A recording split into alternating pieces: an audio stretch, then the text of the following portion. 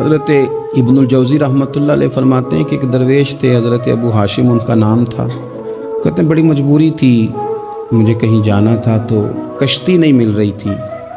اچانک ایک کشتی گزرنے لگی تو میں بھی سوار ہونے لگا تو ملاح نے مجھ سے کہا کہ یہ ایک صاحب بیٹھے ہیں، بڑے امیر ہیں، ساتھ ان کی کنیز ہے، انہوں نے مجھ سے بک کر لی ہے ساری کی ساری کی عقیدہ سی سالم کرا لیا ٹانگا، وہ ساری کی ساری بک کر لی ہے تو میں تو کسی کو نہیں بٹھا سکتا۔ تو وہ جو صاحب بیٹھے تھے بڑے سیٹھ آدمی تھے، کہنے لگے میاں آپ کسی اور کشتی میں بیٹھو۔ جو ان کی کنیز تھی نا وہ کہنے لگی چہرے سے کوئی نیک آدمی لگتا ہے، چلو اتنی سواریوں کی جگہ ہے، کسی کونے خدرے میں بیٹھ جائے گا، ہمارا کیا جائے گا۔ کہا اچھا چلو آ جاؤ۔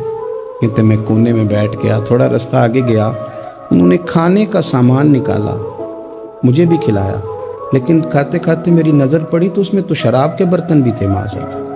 پھر اس شخص نے کھانا کھانے کے بعد اس کنیز سے کہا کہ مجھے معاذ اللہ گانا سناؤ۔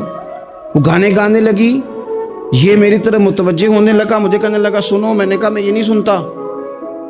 پھر میری طرف شراب بڑھائی، میں نے کہا میں نہیں پیتا۔ تو کہنے لگا تو کیا سنتا ہے، تو کیا سنتا ہے؟ تو کہنے لگے میں سناؤں کیا سنتا ہوں؟ کہا سنائیے۔ فرماتے میں نے قرآن پاک پڑھنا شروع کر دیا۔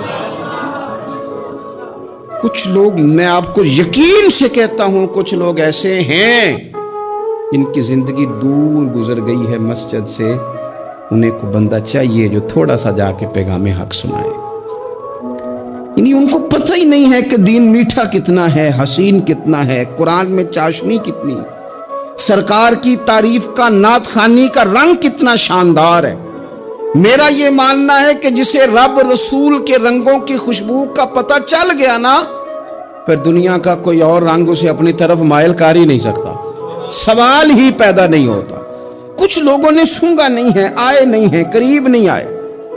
تو شیخ ابو ہاشم کہتے ہیں مجھے کہنے لگا سناؤ نا، امیر آدمی تھا، کبھی اس طرف گیا ہی نہیں تھا، ڈھیروں لوگ ہیں جو نہیں مسجد جاتے۔ الہاکم التکاثر حتی زرتم المقابر، اللہ فرماتے ہیں کہ تمہیں دولت کی ہرس نے اتنا عجیب الجھا دیا کہ قبروں تک پہنچ گئے تم۔